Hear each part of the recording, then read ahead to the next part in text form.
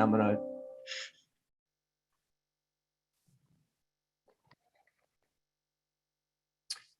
hello and welcome, everyone. This is Eric Glazer, and you are entering into Bright Spots in Healthcare's live recording produced by Shared Purpose Connect. Each week, or each episode, I should say, we bring leaders together to not only inform our audience, but also unearth bright spots, successes at health plans, hospitals, and various other healthcare organizations around the country. And our goal is to identify as many bright spots as possible so that you, the listener, can determine if the ideas shared on our show are able to be applied at your organization, because we believe that this approach of finding a bright spot and cloning it is the most effective strategy to improve healthcare in our lifetime.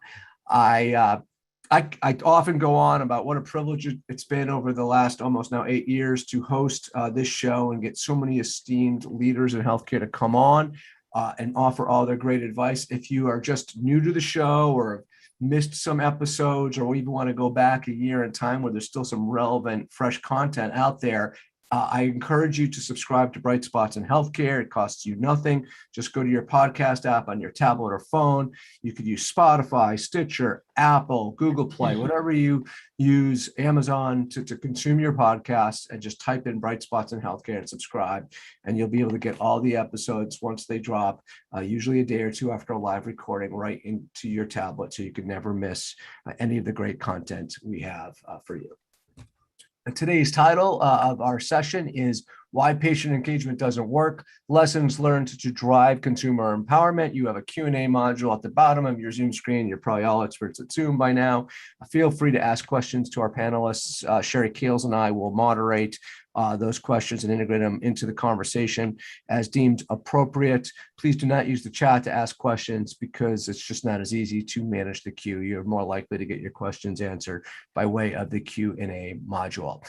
Today's episode is compliments of our friends at Appnovation. If you haven't heard of Appnovation, they are a global digital consultancy that combines strategy and member and user experience and design and technology to deliver a human-centered member experience via a digital platform. And I'll explain a little bit more about why I included them in the Bright Spots in Healthcare family and show later on in today's episode. But if you want to check them out and find out more about them right now, it's www.appnovation, that's appnovation.com. We're going to bypass bios as we typically do in the interest of time. We have a ton of content here, but Sherry Keels is going to provide you a link that gets you to our website, and you can click on each individual panelist and review their bios so you can get a sense of the great experience and expertise you're about to receive. So check that out. Also, in about 45 minutes, you'll get an email from me. As you regulars know, we have actually some new questions incorporated in there that ask for your feedback on what we could do moving forward to make these episodes as valuable or more valuable for you throughout Q4 and into 2022. And we'll keep on emailing you until you give us those 2 or 3 minutes of feedback. So I encourage you to save your inbox and please take that survey, those who are attending live at about 45 minutes past the hour. All right. Let's get started, and I'm going to bring in to start us off Susan Edgman-Levitan, who is going to sort of set the stage for us and just answer the question of, from her perspective at Mass General, why doesn't patient engagement typically work in healthcare? Go ahead, Susan. Thank you, Eric, and thank you for inviting me to be here. To be brief, my concern about many of the patient engagement apps and approaches, and the reason why they don't work, is that patients with chronic conditions and health issues that really need to be engaged in managing their care are almost never involved in the design and the development of these approaches. And most people with the chronic condition, even people who really care about taking care of themselves, staying healthy, really don't like being reminded constantly that they have a chronic condition. So it's one thing to wear a Fitbit where you're really trying to look at how you can stay healthy and do something that's fun. It's another thing to get a buzz every time you need to take your medications or you need to check your glucose. So I think that's a big reason. I also think that in the digital app universe, one of my big concerns, and it's a concern that we're trying to address in our health system at Mass General Brigham, is a lot of the digital apps don't work for the people that are most at risk and need the most support. Because many of those people are not people that are facile with technology or that even have access to technology.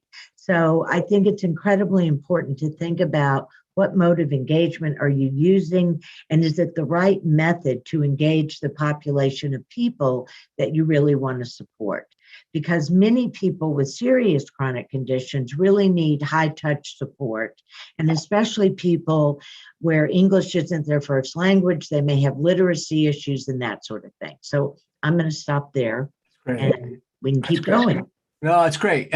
So I wanted, and we're going to actually close with that same question if we have time, because I do think that's sort of the framework. But as those of you know, and I produce this show with a very focused lens on not necessarily the echo chamber and healthcare, the problems we all are challenged with, but more on the solutions and examples. So I asked Susan sort of to set the stage for us, and I'm going to ask the same question at the very end, hopefully if we have time to get another perspective on why sort of engagement doesn't work, to another one of our panelists towards the end. But I want to now bring in our first example and see if we could put Steve Peretz at Appnovation on the spot here. And Stephen, can you provide us with an example of how a health plan applies or has applied consumers' perspective and their point of view into driving better digital engagement?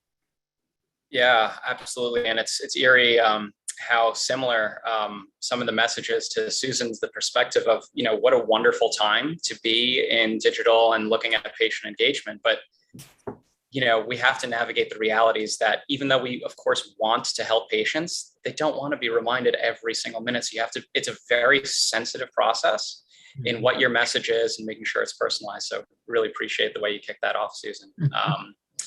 In terms of this example, we are working with a highly reputable payer, and they were losing market share amongst the Medicare Advantage population. And if there's ever a time that people actually do want to hear from you, it's that moment when they're shopping for a plan. But the issue was not about brand awareness. It was an engagement issue. And the site across the board, it was, very consistent, seamless, but they have a lot of plans to offer, and it wasn't personalized for that 65 plus audience. So the opportunity was pretty clever. They wanted to consider creating a Medicare Finder tool that personalizes the recommendation based on the individual's needs. And it sounded promising, but rather than, rushing to a technology, we actually applied a lot of what Susan is saying, and we shifted the focus to understanding and empathizing with the prospective members and designing the experience with them, because otherwise, clearly, we could miss the mark. So just quickly looking at how that actually worked, we ran lean research where we were able to integrate ideas while designing and address that audience feedback in real time. Hey, Steve, just for like 30 seconds for those of you those people that don't know what lean research means. Can you just describe it? Thank you. Yeah. So we call it lean research because the term research can actually sound very daunting. It can sound like a 6-month process done in a vacuum. But in our case, we'll leverage tools like Figma, which is a very lightweight design tool. And literally during the design phase, we'll be able to iterate and make changes based on actual customer feedback. So I'll actually run through pretty quickly here some of the highlights of how lean research works. Does that sound okay, Eric? Yeah, perfect. Awesome. Okay, so it starts with recruiting, right? That's the first scary example. Oh my God, how am I going to find my population? And the fascinating thing is that Nielsen ran this brilliant study, and they showed that the point of diminishing returns is actually testing with only 5 people. That sounds crazy, but strongly encourage that read because we certainly found that to be accurate. We recruited based on the demographics of the region, obviously 65 plus, and the only sticking point that we had was the requirement of people needed to be in the mindset of looking for a plan. We ended up testing with 20 people just for that extra layer of confidence, but we certainly saw that point of diminishing returns pretty early. In terms of what we put in front of people for that lean research approach, we were able to do a thorough study of, a combination of qualitative and quantitative research to understand what are people actually looking for in a plan, and can they successfully complete the tasks. We white labeled the questions in prototype to make sure we removed any kind of risk of a brand bias. If you say a name of a brand, it might trigger a thought for someone. And then an important thing that we broke from is it's actually tradition in proper user testing to not ask a user to imagine. You're asking about a state that isn't a reality. But in our case, we actually did want them to do that, because we said, okay, here is a page, and if you click on this button, what would you imagine being the next page? The reason we asked it in that way is we wanted to make sure that they were leaned into the experiment, and that whatever we showed on the next page was aligned to what they expected to see, so it wasn't a jarring experience. And then just closing this out here, in terms of what we learned from our actual audience, a couple things that weren't too surprising but really critical, and then one big reveal. So people don't want to read anything. Not surprising on the surface, but if there was extremely low engagement amongst any kind of long form content, and it was broken into various pages as a result. Deep focus on necessary content. And the next is we asked people, okay, well, what do you care about the most in terms of a plan? And we put options like coverage and reputation, but cost is king, right?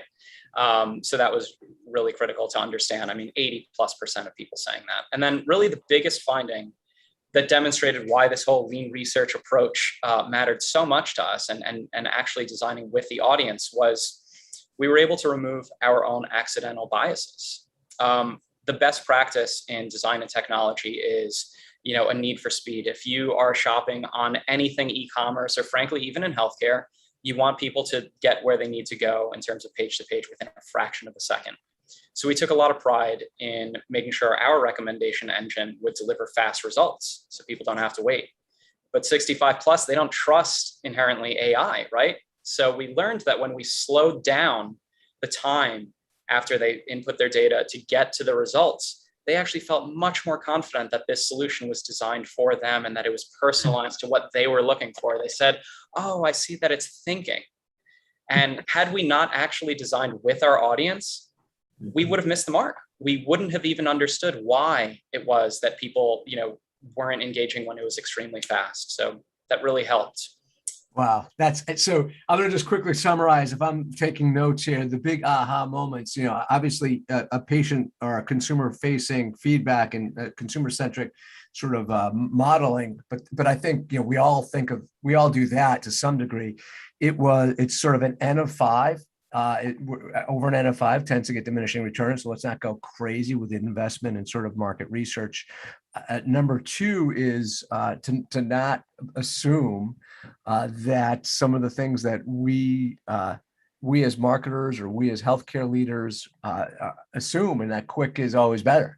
That's a fascinating finding, that persona believes that the slower response rate drives more Right. genuinity. That's great. Really cool. Yeah, absolutely. And we were very fortunate. It's early days on the results, but we're seeing a 300% increase in the completion of buy online process, which is translated to the same 3x increase in total sales of the Medicare Advantage. All right, let's move over to one of the more near and dear places in my life, and that's Western New York, where my wife's from and where I got married to Susie Hume.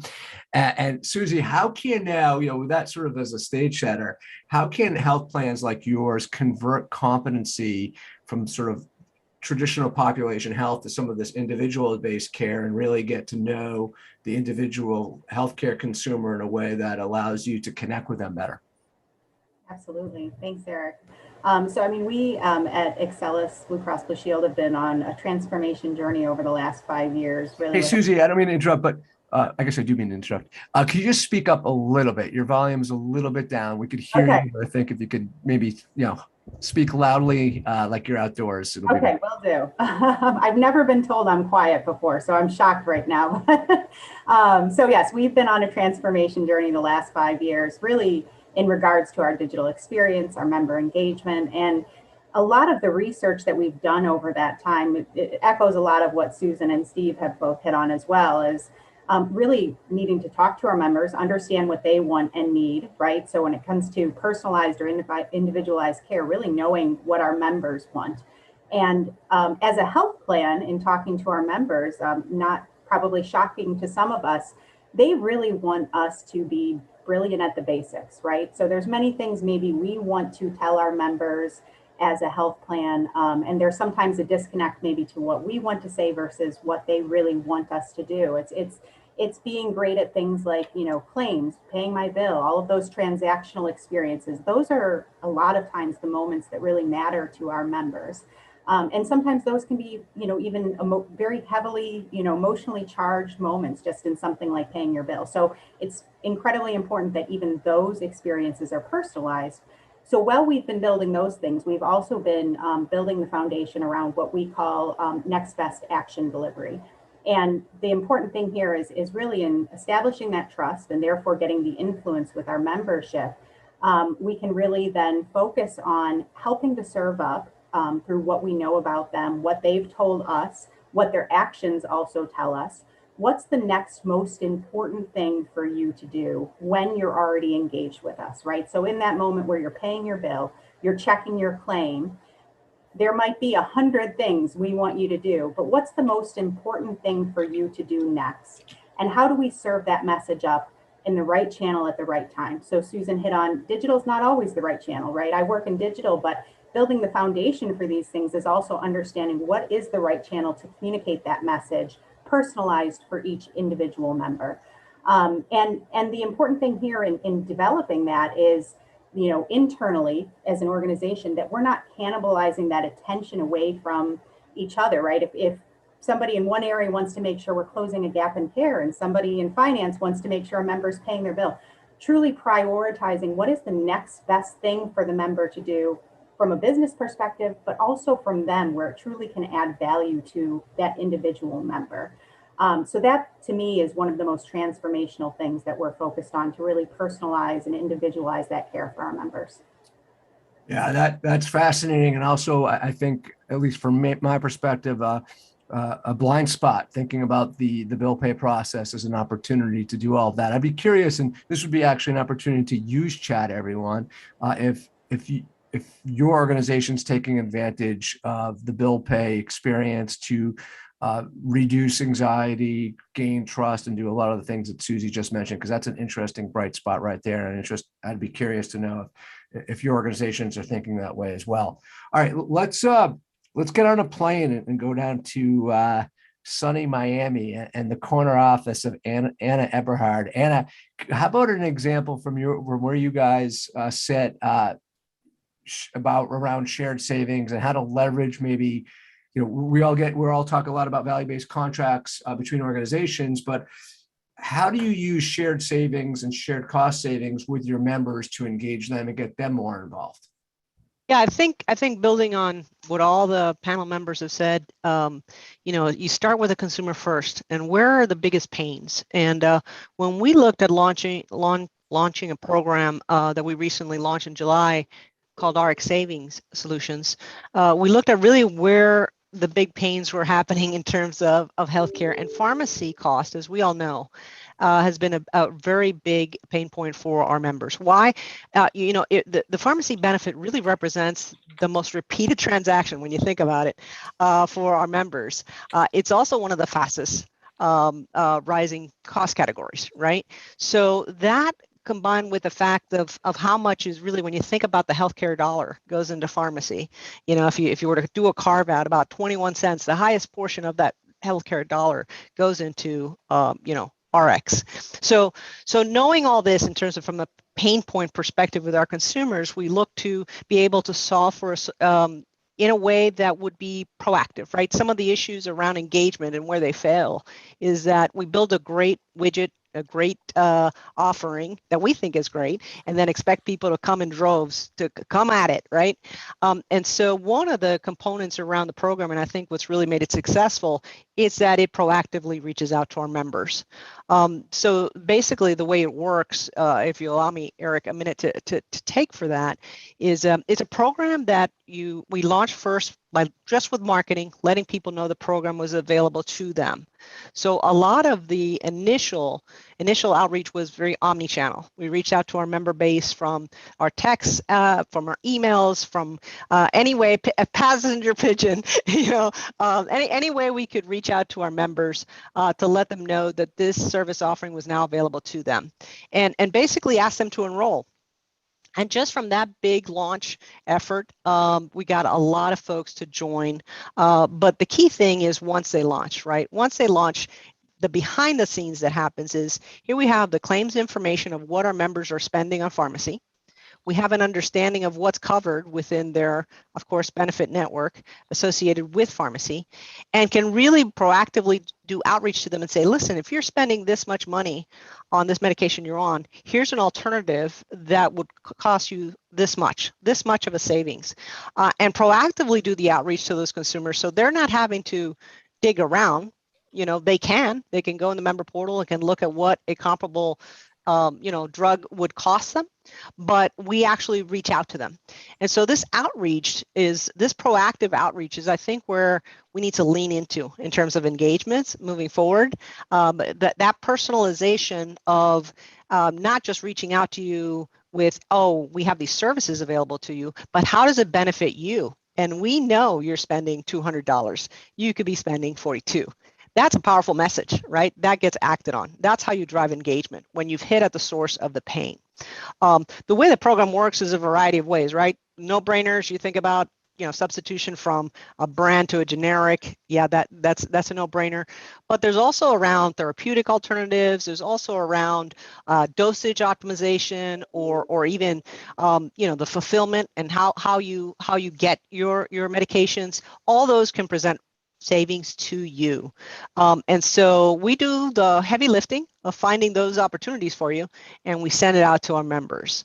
And it's really been, that's why I love the name of your program, Bright Spots, right? Because it's really been a bright spot for us, at AvMed. We've been able to secure within, from July to end of August, I think it was 1,000 members that signed up, just off of the marketing before we started our proactive outreach to let you know, hey, you got $42 in savings.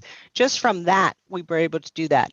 And when you think of what does that mean to a consumer, I can share with you just kind of a simple example. A consumer that was on some medications for cardiovascular disease was spending, and let me, if I can look at the actual number to get in front of me, was spending about $85 for a 30-day supply of the medication that we're doing. It was also costing the plan, right? Because this is a cost share. It was costing us $69 for that medication. We did the outreach to this member. The member said, yes, I'm interested in taking advantage of the savings. The great thing about the program is that we made it low friction. So the consumer has to do, the only thing they have to do is tell us, yes, I want to take advantage of the savings, reach out to my doctor. So then there's an outreach out to the doctor and said, the member has said that they would like to take advantage of the savings.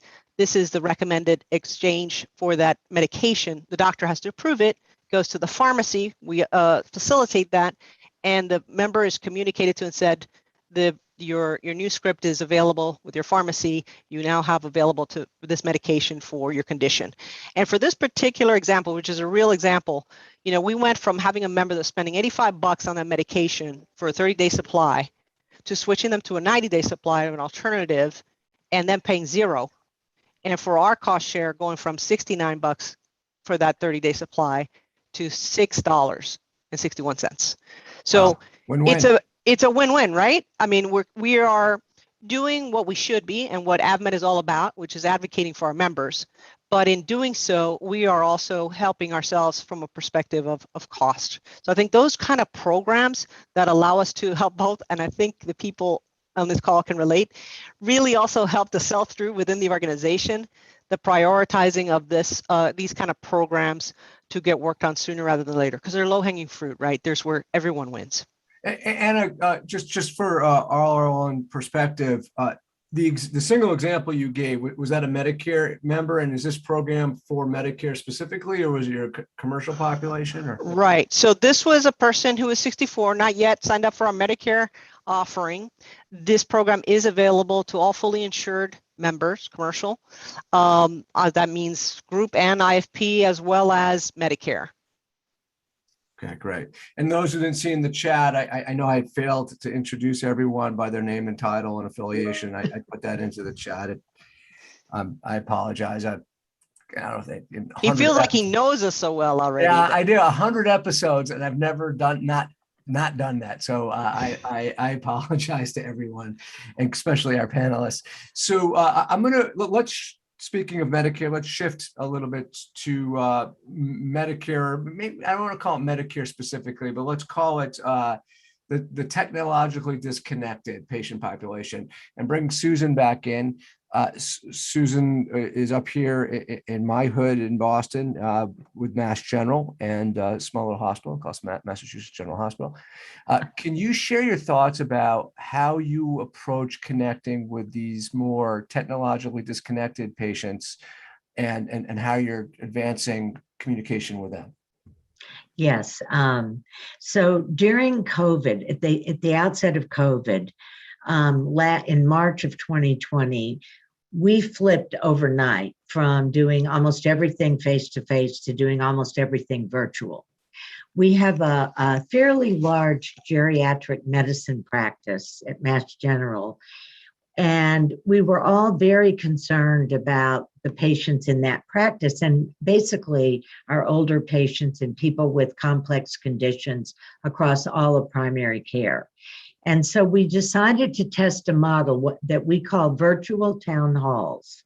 And so in early April of 2020, we started offering these town halls initially almost every other week, because there was so much changing information about COVID, about everything.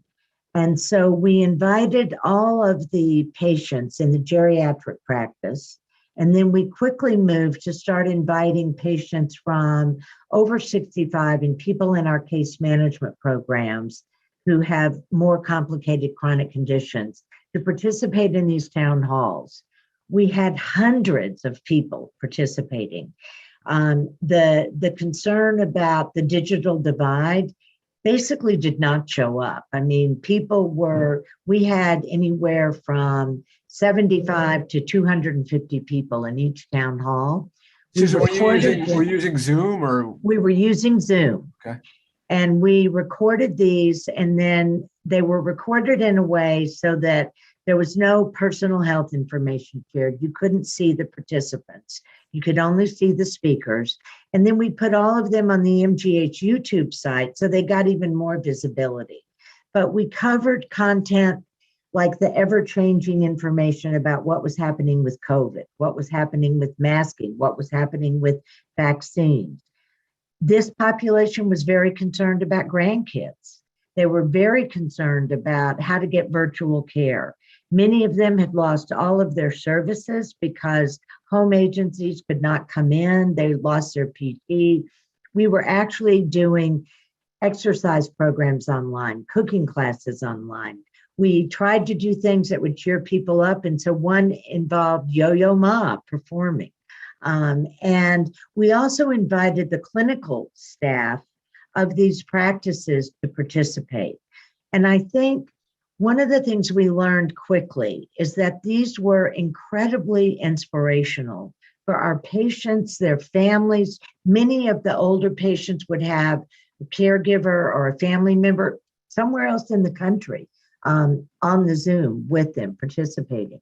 We also did sessions on almost every single one about how incredibly important it was to have a healthcare proxy. Probably you may need two, because we knew people were coming into the hospital and they couldn't have any family with them. And we also talked a lot about how to think about what matters most to you when you can't speak for yourself. So we literally have done these for thousands of our patients. We wrote a guide, and I'm happy to share that with anyone that's interested in how to do this. It was very low cost. We're continuing them. We now do them on a monthly basis. And we're now back up to talking now about the booster shots, masking. COVID has changed everything in terms of medical information. And the people that did the presentations We're a combination of our geriatricians, our infectious disease experts, and our primary care clinicians. So I moderate them, and I have to say, I look forward to every single one because they're sort of like a family reunion. And one of our practices even created a YouTube that was all the people in the practice who were no longer able to see anybody in person for a while, talking about how much they loved their patients and how much they missed them, which was really fun. So I think this is something that we're continuing. We're now using this vehicle to communicate about all sorts of other things, like for our older patients, why you may or may not need to continue doing screening when you're over a certain age, and where is that appropriate and where isn't it, as well as continuing the focus on why it's so important to have a healthcare proxy. Well, really good example. And why? Well, we'll put up a poll in a little bit, folks, if you want a copy of what Susan just offered up, because I'm sure a bunch of you are trying to figure out how to get that. So we'll do that for you. Let's, Steve, let me bring you in, since your first example was Medicare. How are you guys? Is there another example you could provide where you're thinking about the sort of the technologically disconnected and how to connect the dots there in a pragmatic way? Sure. Yeah. I think all of us, we've talked about patients with chronic conditions, and then, that tends to mean 55 plus, right? And Anna brought up an example. I think it was in something related to cardiology. And similarly, what we saw in a past life was there was an experience where we were working with an organization that was trying to better their relationship with heart failure patients. And just very, very quick context, I think we really need to recognize how far we've come in terms of technological adoption in the past 10 years. I think that's what's caused the stigma. 12 years ago, I transitioned into health innovation, and the big story is that 51% of the US population had smartphones, and that number was only expected to grow. Completely irrelevant to where we are today. But at the time, it was a stretch to suggest that 65 plus would use smartphones because they were not the early adopters. Now they have them. And Susan very clearly just proved that. Granted, it's more web-based, but the thought of someone using Zoom could sound daunting, but they're there and they're extremely engaged. So in this heart failure example, we wanted to help inform patients and their care team, because to Susan's point, the caregiver actually is a blind spot. They're an interesting opportunity of engagement.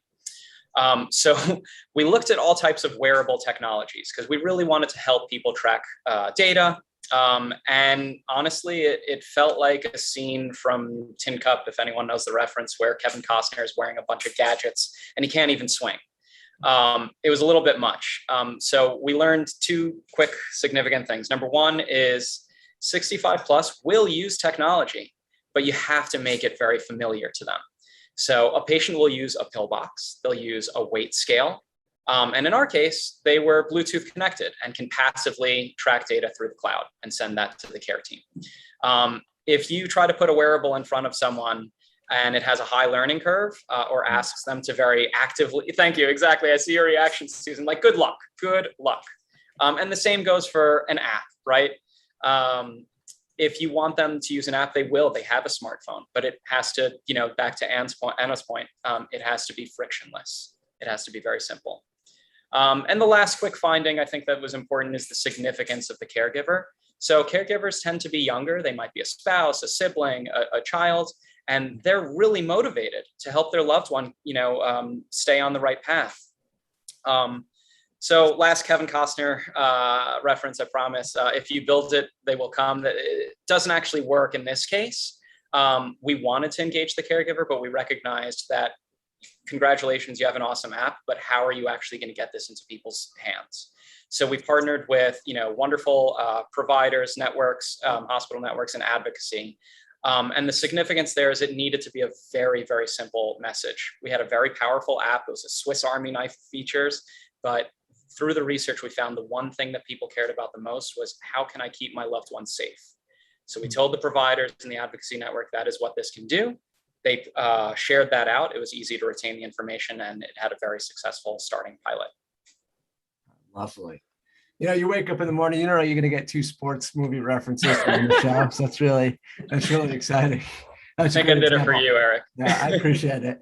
So I mentioned at the top of the show, I was going to fill you in on why I brought in Appnovation into sort of the Bright Spots family. And it's sort of here's the deal. And it's not about sports movies, but you might have gathered from hearing from Steve already, they have some extensive experience throughout healthcare and life sciences and those industries. But and they do it all, right? Defining, executing, and then validating the digital engagement programs for patient and caregiver audiences. But that is really not specifically what drew me to them. They have a team. So Steve's one of over 400 in offices all over the world, actually. And they work with clients both in healthcare, but more importantly, for I think all of us outside of healthcare. So we have a ton, right, to learn about how to leverage digital to build engaging relationships with our healthcare consumers. And other industries in certain areas have certainly evolved. Their bright spots are many, and how they've been able to engage their consumers. So I think just an organization that has this kind of global breadth and experience in enabling clients and how to rethink their approach to consumers more effectively and bring some of both healthcare and non-healthcare examples to all of us, as far as bright spot examples, will be particularly valuable for all of us to hear and to learn and bring back to our organizations and consider applying. Retail, hospitality are both industries that we should be looking at. Appnovation works with all those, a lot of those clients to do some of the cool things around consumer engagement tied to digital. So they have an interesting, what I'll call, it's not even a white paper. It's more like a blog post that we have access to that if you want to read, it's a 2-page read on how to balance industry inspiration with healthcare realities that can give you a little bit of a sense of some of their cross-industry experience and how it gets applied to healthcare. And you may want to review that. So if you want a copy of that, I will personally email it to you, so you don't have to go on to a website and fill out a form or anything like that. I'll just send it to you. I'm going to put up a poll, or Sherry's going to put up a poll, and if you click yes, I'll send it to you.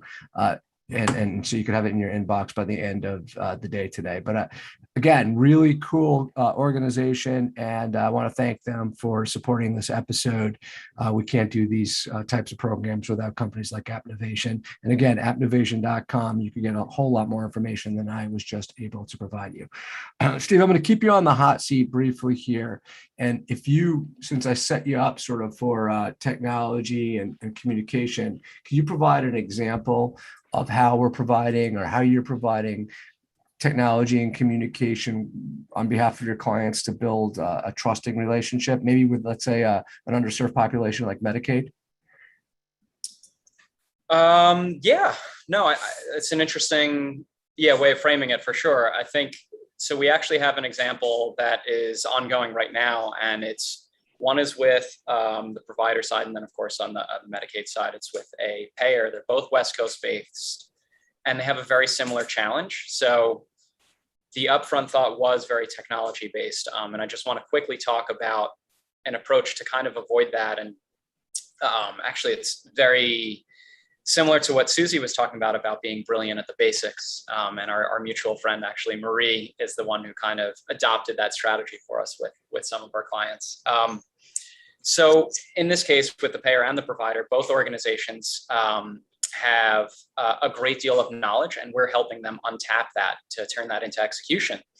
And the problem is that historically they've both looked to, and I'm sure this is the buzzword right now, they've looked to transformation.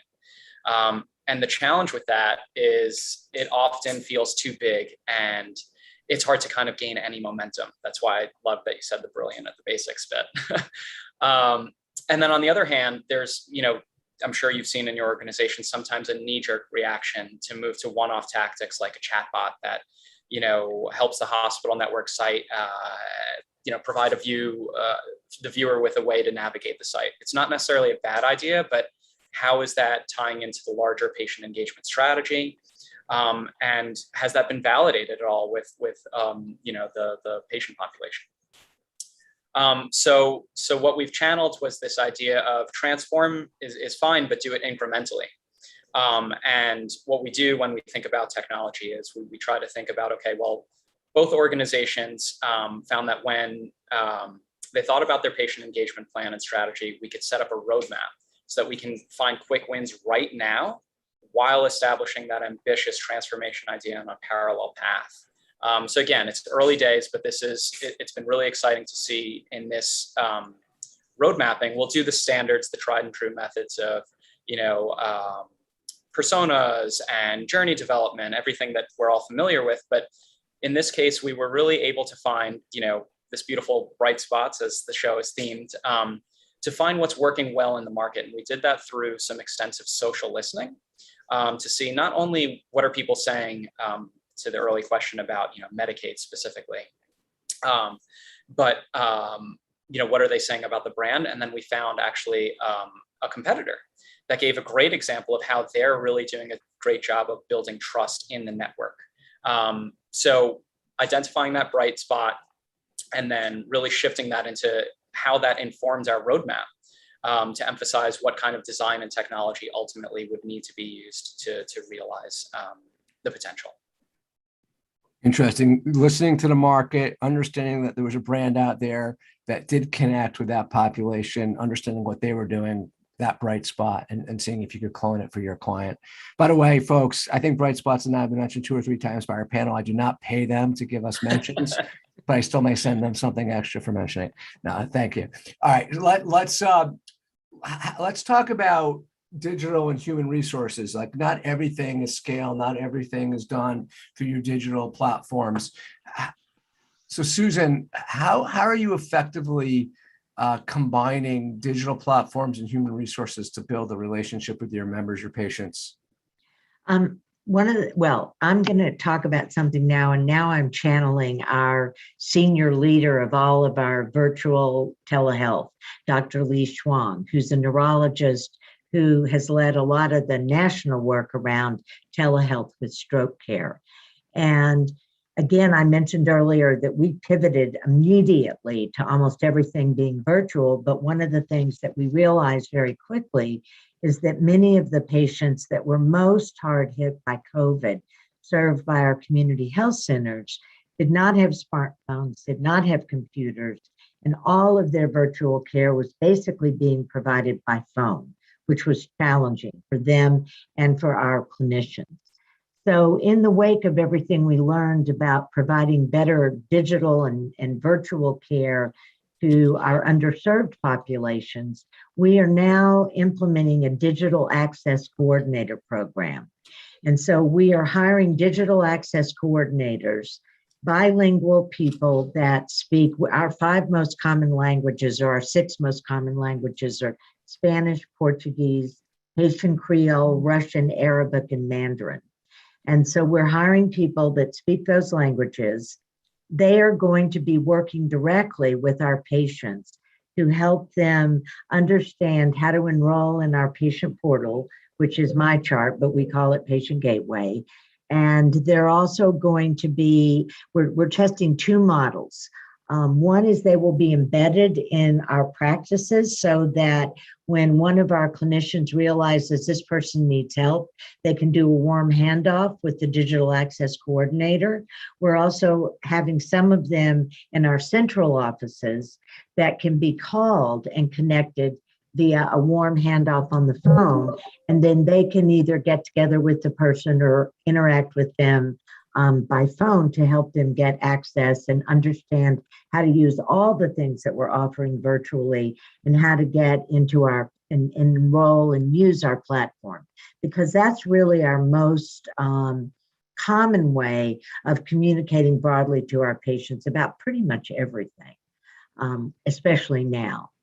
So we're excited about this program. It's just getting started, and we'll have more information about that in the future if people are interested. Great. Susie, what about you guys? I mean, how are you combining tech and human resources?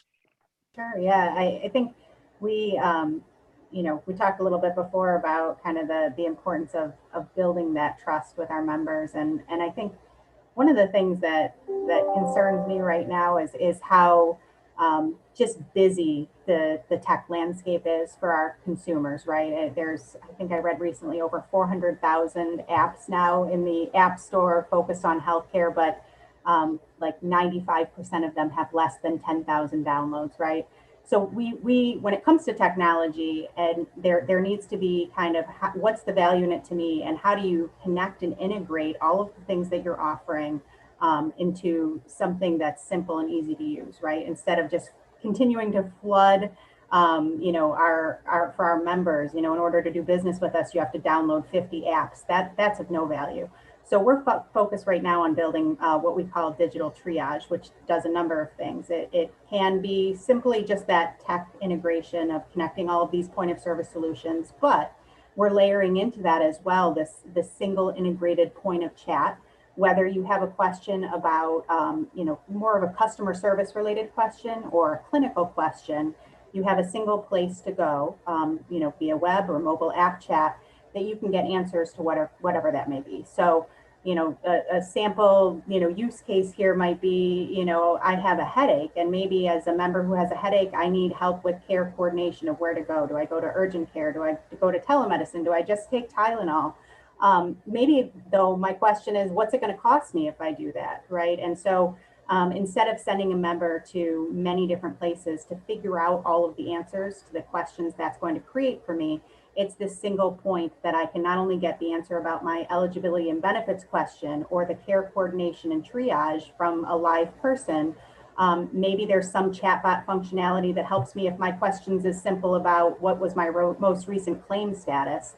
But also if ultimately the best thing is for me to see somebody via telemedicine, pull that visit directly into that chat window for me. Don't make me now leave the app, go open a different app, right? Everything coordinated and integrated into a single point for our members.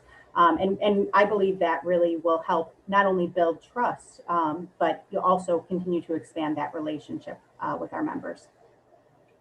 That's great. It just occurred to me, I meant to ask everyone this earlier, because as I'm here in Boston, in 2019, I was at the health conference in Vegas, and it was fantastic, and got to see a lot of you guys there. And it's here in Boston in October this year. Sherry, do you mind just put up a poll? I'd just be curious who's planning on attending that conference, because I'm trying to decide if I should be going. But if a lot of you guys are going, I'm going to certainly make the time to attend as well. Let's shift over to Anna. I'd love to talk about predictive analytics, right? We haven't really talked about how to predict what's going to happen to members, what's likely to happen to members, and use that to promote action. And I'm wondering, what you guys are doing at AvMed to leverage data to drive behavioral action. Yeah, we've been using data for a while. I think what we've done different is try to introduce data from outside of the four walls, right? To augment what we already have available, because we do have a lot available on our members, but there is about understanding what's happening outside the four walls of our company to help get, instead of relying on the history, looking at the future of what could happen. A particular example doesn't rely so much on necessarily on outside those four walls, but that's something we're doing more and more in terms of incorporating predictive analytics to be able to avoid, a cost for our members, to be able to get them at the right path, right?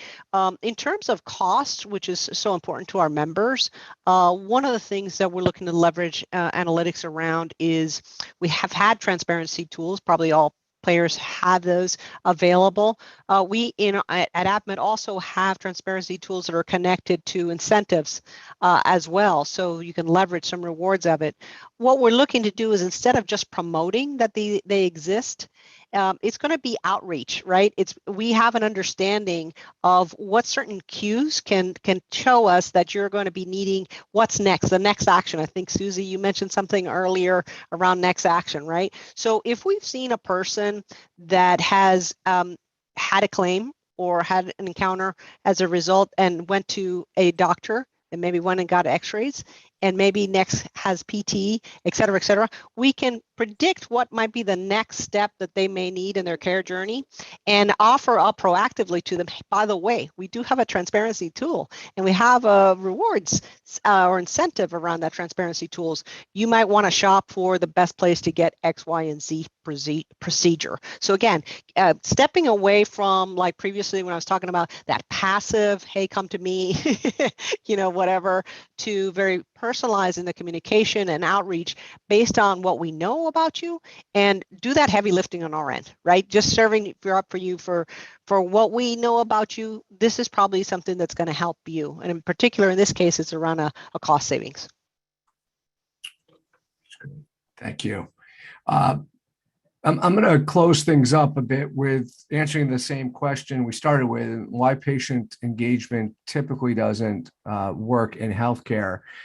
Steve, I don't know if you could come back on and maybe give your perspective on it. It's a little bit different from what maybe Susan said at the beginning. Right. Yeah. Well, there's bright spots in healthcare, and then there's blind spots. And in this case, when you think about innovation, there's a blind spot in change management. And I know everyone on this call, and probably all the listeners too, we've all experienced this idea where there's a great idea, and regardless of how well intended and thought out that idea is, you can have a hard time getting it off the ground. Maybe it's due to stakeholder alignment challenges, planning for patient engagement with the digital platform, or the maintenance. But that's kind of the unspoken thing that isn't often planned for, this idea of change management. So just very quickly, maybe, what's the bright spot associated with it is we worked with a large global organization to break through this, as Eric labels, corporate inertia. And it's all about making sure that the organization was ready and willing to embrace innovation change. So the three quick things are, you have to establish a WIFM. So what's in it for me? Why should people you work with want to buy into your strategy? How does it align to their work? How does it help them as individuals, right? I think to some degree, we're all some form of selfish and concerned with our own agendas. And then, in a lot of cases where we're all mature companies, there's different departments. Can you identify some change champions in the organization? Who are the trusted allies? So that it's not you against the company, who in other departments will help champion that message. And then the last thing, to make it easy for those type of champions to help you. Innovation, and when we talk about patient engagement, transformation, and these kinds of plans, they can be really robust, but how can you make it really, really clear? What's your elevator pitch? So that people can gravitate towards the main message and then help champion that internally. Great. I love that, because Susan provided sort of the forward-facing sort of consumer adoption perspective of why engagement doesn't work. But there's also, hey, you may have gotten that right, but there's corporate inertia and how to navigate your way through that and recognize that. And I know hospitals know that all too well when you implement any kind of new operations technology to get that built into the workflow. And sometimes that's why they fail. It's not necessarily the technology, but it's the planning that goes behind it. So I appreciate you bringing that up. I know we have a few minutes still left. I want to throw a couple of questions from the audience out to our group. There's a question, and I'll lob it up to anyone who wants to grab it or more. Is anyone on the panel asking members if they do not want to use technology, but only want to use human answers, AKA not chat boxes? Someone want to grab that? I'd be happy to, but does anyone else want to lead off, or? Okay, sure. Yeah, it's a great point. Could have been mentioned. So there needs to be a fair balance, and sometimes you'll end up finding out a great solution that is surprisingly feasible. So in testing one time, we were asking exactly about a chat bot, and the strong preference was for a nurse to actually provide the information. And they went into great detail about why and the credibility. And we ended up piloting something there where, yes, there's an upfront cost associated with having a nurses network do phone calls, but it ended up being more feasible and realistic than the chatbot. So even if you don't go into great detail, it does seem like fair balance to at least ask digital and non-digital. And digital doesn't have to be the solution, to the earlier points. What's the pain point and what are you looking to address? Eric, if I could piggyback on that, I think what's been important for us at AvMed has been to really build the omni-channel experience, because what we find is that a consumer isn't about a chatbot or a human interaction. Sometimes they want a chatbot, sometimes they want a human interaction. So omni-channel has been built. Well, the progression has been point solutions, then you get to omni-channel, and omni-channel, for it to function properly, is to have all channels available, and then ask for preference and learn from what the preferences are. Because I think where the pitfall can be is that we assume that everybody wants, or that person even that selected that I want to talk to a human will always want to talk to a human. And what our experience has been is that that same person, depending on what their need is, depending on that moment in time, wants to be able to talk to a human or wants to self-serve and get it done through technology in a quicker, faster way. So for us, it's really been about going from point solutions, connecting them. Susie shared a little bit of kind of her in her chat example. That's a similar approach to what we're trying to do. How do we bring all these things together so that people have a way, and it's learning from other categories, right? So healthcare has been a little laggard as it relates to that, but there's plenty of good examples out there of how to really surface up all the different ways we can connect, and just leave it up to the consumer to decide at that point in time which is the best way for them. It's great. I'm in this weird, I know we have we have like 3 minutes left. There's a couple of questions. I'll ask this has to be a short answer. And how are we dealing with other languages like Spanish? How are you guys thinking through that? I know that's not as easy as said than done. Does anyone have an answer for that? I'm not dealing with, our system has a United Against Racism initiative that is in the process. We're centralizing all our interpreter services so that we make sure that we have broader reach and that we have all the languages that we need. And we also are doing the same thing with translating all of our most common patient education materials, decision aids, and all sorts of things. But that's obviously not all done or delivered digitally, but that is a huge multi-million-dollar initiative. I think maybe the same can be said for accessibility standards too. The critical importance of making sure that any digital initiative adheres to the right level of accessibility. Right. And worse than that, to be honest, you can kind of fall flat if you're not adhering to the standard levels, get in a little bit of trouble for that, or just it really hurts your reputation because it doesn't demonstrate the level of leadership. Yeah. And just to add one other thing to that, one of the other things that we're learning from feedback from our patients is that not only is the language important, but also the delivery mechanism, so that we address people with visual impairment, hearing impairments, and that sort of thing. That is actually pretty common. Yeah. For us in Miami, everything we do has to be multilingual, because that's just how South Florida is. Yeah. I really appreciate it. Folks, before you all take off, and Sherry just through chat reminded me, so I have there's a really cool episode next week. I have the privilege of having a gentleman by the name of Cal Fussman come on the show. And if you haven't heard that name, I encourage you to Google him. He is a world-renowned journalist and interviewer and storyteller. He's interviewed all kinds of celebrities, prime ministers, presidents. The fact that he's willing to come on our show is super special.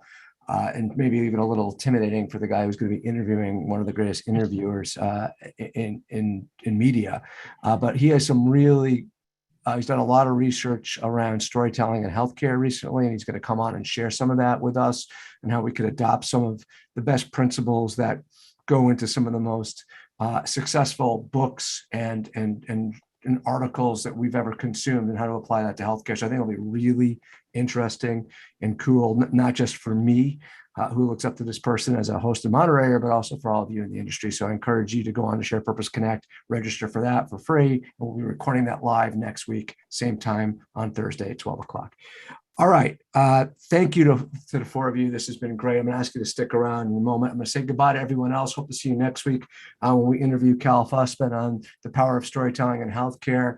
Really appreciate all your participation, and please take that survey so we can continue to earn back your 60 minutes of time each week with valuable content that keeps you coming back and contributes to the betterment of healthcare and all the consumers that receive healthcare, which is all of us.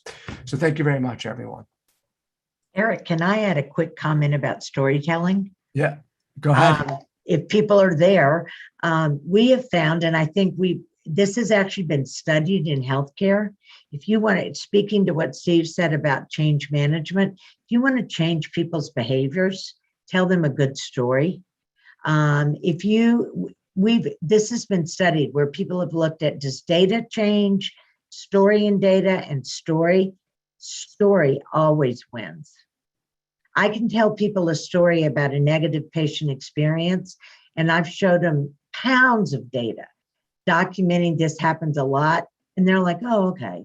And you tell them one story, they change the next day. There's the plug. I should have you plug the whole episode next week.